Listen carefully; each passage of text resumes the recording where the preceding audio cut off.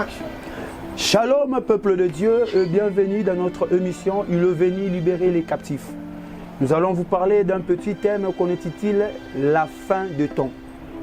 Nous avons suivi le pape avant-hier parler de supprimer la Bible. Plusieurs personnes sont choquées de ce que disaient les papes. Bon, ça c'est vous, moi je ne suis pas choqué de ce que disaient les papes. Les Écritures m'avaient prévenu de toutes ces choses. Jésus-Christ m'avait prévenu. Matthieu chapitre 24, Jésus-Christ est en train de dire, vous entendrez des cris de guerre, vous entendrez ceci, vous entendrez ceci. Il y aura plusieurs choses. À un certain moment, nous devons savoir que l'Église doit être assiégée par le diable, par la bête. À un certain moment, nous devons savoir que l'ennemi est en train de vouloir s'asseoir dans l'Église. Mais ce n'est pas l'attitude d'avoir peur ou d'être choqué de ce qui se passe dans le monde. Non, bien-aimés. Nous devons savoir une chose, nous sommes dans le monde, mais nous ne sommes pas de ce monde. Nous sommes dans le monde et nous ne sommes pas de ce monde. Bien-aimés, nous sommes juste de passagers, de pèlerins sur cette terre. Et nous devons savoir, nous avons une destination finale qui est notre lieu céleste. Jésus-Christ disait, je m'en veux vers le Père et je m'en vais préparer une place pour vous. Donc j'aurai préparé la place et je reviendrai. C'est-à-dire, notre demeure, ce n'est pas ici. Mais pendant que nous vivons ici, comment est-ce que nous devons se comporter vis-à-vis de ce monde? Aujourd'hui, l'Église cherche à imiter le monde. Aujourd'hui, les enfants de Dieu cherchent à imiter ce que fait les enfants du diable. C'est ça la plus grande erreur que nous commettons.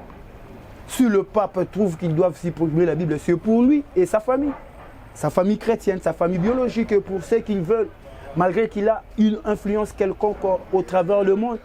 Mais ceux qui sont de Dieu devaient savoir que ces choses devaient arriver depuis longtemps. Dans le livre de Jean chapitre 4, Jésus-Christ est en train de parler à la femme samaritaine. La femme samaritaine lui disait, es-tu plus grand que notre père Jacob? C'est-à-dire dans le monde, les gens voient des gens qui sont plus grands et ils honorent ces gens-là. Comme la femme samaritaine honorait Jacob en disant qu'il était l'homme le plus grand. Es-tu plus grand que notre père Jacob?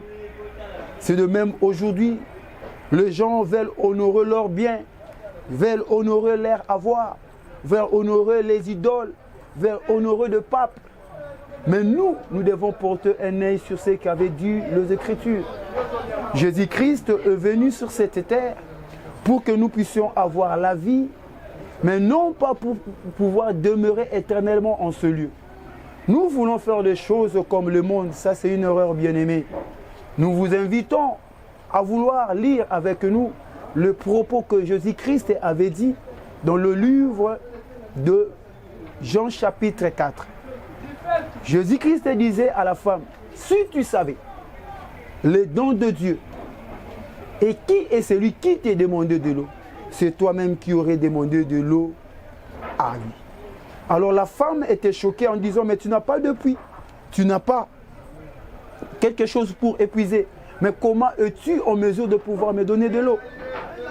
Bien-aimé, ce que nous voyons physiquement, un jour ça pourrait disparaître. La Bible déclare que dans l'homme, c'est d'abord l'esprit.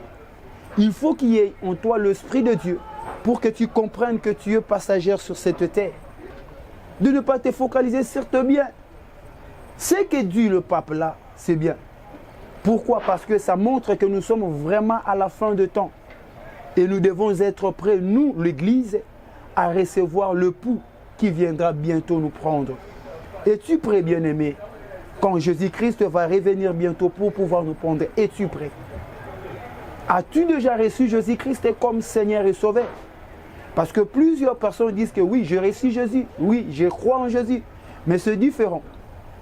Recevoir et croire, c'est des choses. Le diable aussi croit que Jésus-Christ est le Messie. Mais recevoir Christ, se mettre sa parole en pratique et respecter cette parole dans ta vie. Et c'est à cause de cette attitude-là que Jésus-Christ, lorsqu'il viendra, il viendra pour pouvoir nous prendre, afin que nous partions avec lui. Ne commettons pas l'erreur de vouloir s'attacher dans ce monde, car ce monde est le passager. Bien-aimé dans le Seigneur, pendant que tu dors, pendant que tu marches, pendant que tu manges, retiens une chose.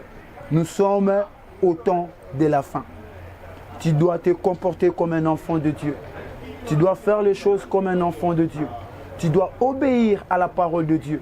Tu dois respecter ce que Jésus-Christ nous avait laissé comme commandement. Ainsi, quand il reviendra, il va pouvoir nous prendre et partir avec lui. Que le Seigneur Dieu vous bénisse. À tous ceux-là qui nous suivent, si vous voulez prier avec nous, peut-être que votre marche n'était pas bonne, peut-être que vous vous reprochez de quelque chose. Bien-aimé, il n'est pas encore tard, parce que Jésus-Christ n'est pas encore rentré. Oui, certes, il reviendra bientôt, mais il n'est pas encore rentré. Je vous demande seulement de bien vouloir vous ressaisir et de retourner vers Jésus-Christ. Retourner à sa parole et mettre cette parole en pratique. Alors là où tu es, prends une décision de prier avec moi pour pouvoir honorer Jésus-Christ que tu as choisi de suivre. Fermons les yeux, nous allons prier.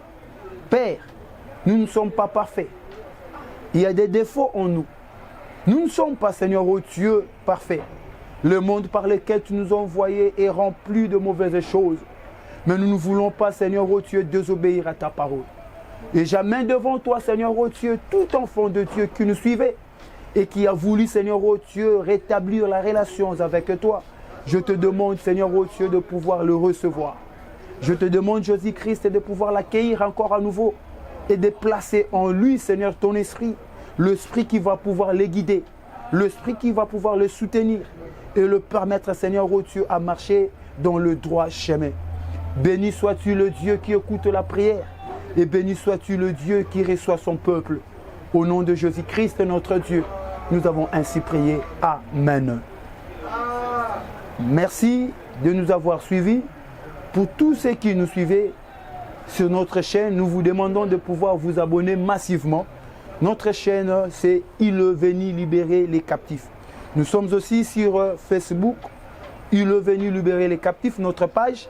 Et sur WhatsApp, nous avons un groupe qui est aussi Il est venu libérer les captifs.